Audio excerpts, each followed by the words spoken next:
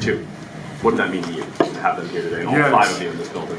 Wow, I'm still on an emotional high just to see our brothers able to show up on a day like it's so special when you need them the most.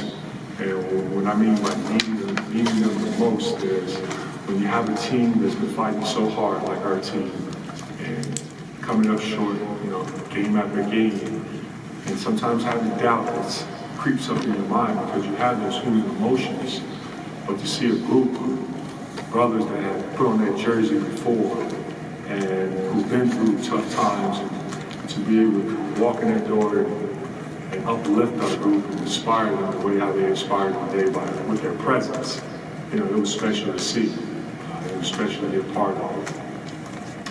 Not discrediting our fans. Our fans has been with us through thick and thin, and really appreciate Mays Rage for being there, bringing the energy like they did. So overall, collectively, it was nice to see Chris, Jalen, Jimmy, and Ray step in Christ for all time's sake. In the past 2 games, you guys had double-digit leads at halftime and weren't able to hold on to them. Today, 9-point lead at half. What was different? What did you guys do to, not fall? Well, what was different was the mindset, and I talk about mentally when teams go on runs, it's easy for the mind to start to have doubt creep up. And I reminded our group at timeout, next play mentality, but the next play mentality has to be more than just words. We have to understand that Ohio State's good. They have very talented players. They're going to score. They're going to make runs. But now it's our time to just get 1 stop. And don't think about getting 3 stops in a row.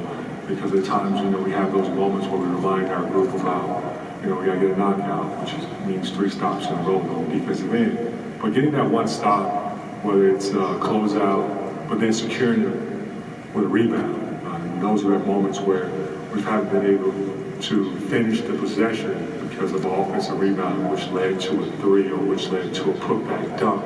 And that become plays where it deflates you. And because everyone on our team, including our staff, we all prideful, but at the same time, we're also all competitive. And I don't want us to lose that edge and that competitiveness, but, teams want to make runs, we just got to do our job and respond and do a better job of speaking up.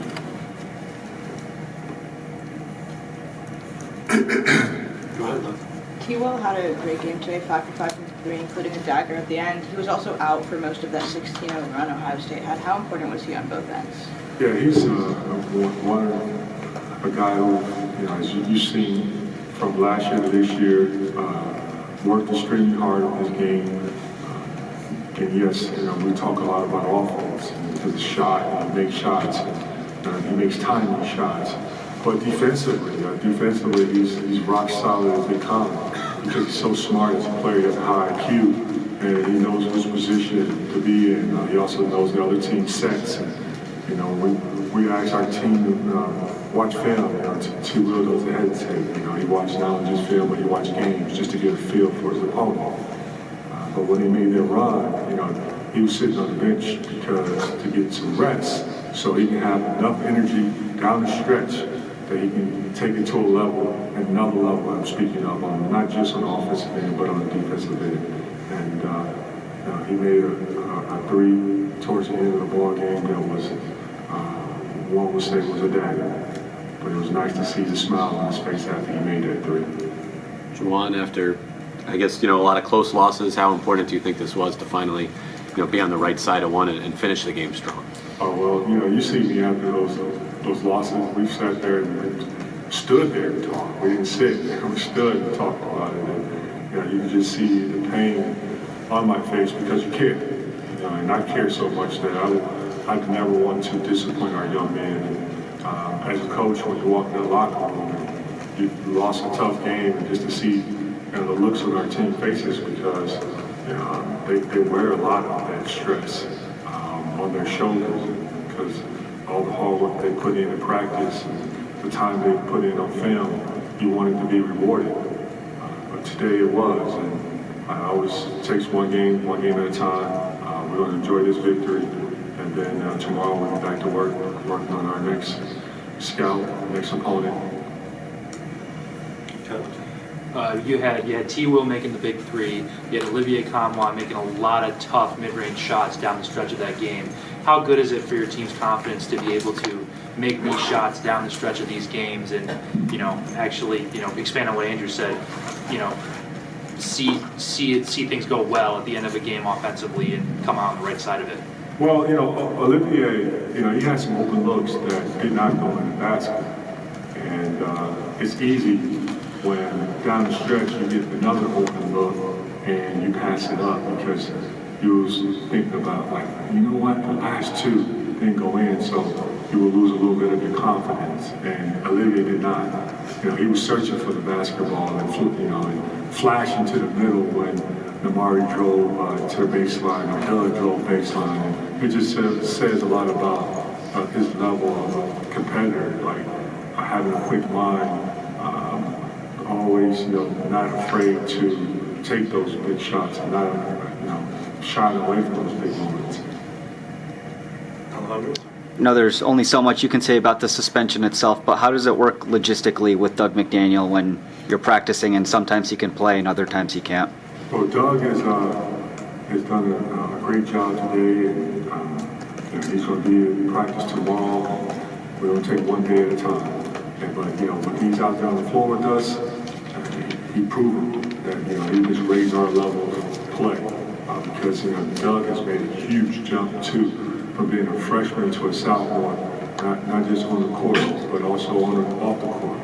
And I just been super supportive of his growth because I see the work that he puts in on a daily basis. What was the backstory of actually getting everyone in today? Yeah, I can't take full responsibility for this one.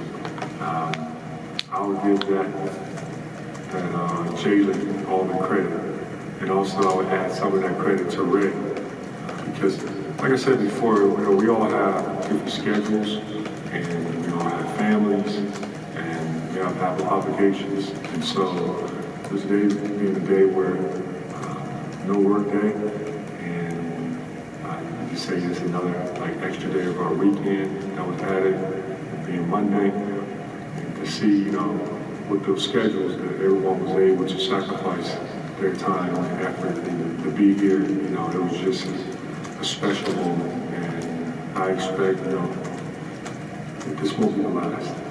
Things were very complicated for a long time in a number of different ways. And did you, when you got the job, how much of it was like a priority to actually, for you to actually see the five of you in this building together at a game? Well, it was not hard to make that happen because when I got the job, all four guys reached out and were so happy for me, like they had got the job. But then at the same time, with the support, whether they were able to make it or did not make it, I've always been a phone call or a text message. But then go back to the tournament. When we played second round, and Chris and Ray made it. Jalen made the first round, and then we played Sweet 16 versus Villanova. There were three guys there. Chris didn't make it because of his schedule, but it was nice to see that today's schedule worked out for everyone. And I expect for, we'll see you all back again, whenever time permits. It now feels off flow, but I was just going to build on Alejandro's question earlier. I know how much you can get into with Doug. He said it was 6 games. I think your statement said there was no timetable. Is there any clarity on when he may come back from it? Well, like we said before, this is a road games that he will not be able to attend, and with that, we will see how the progression is, with him academically.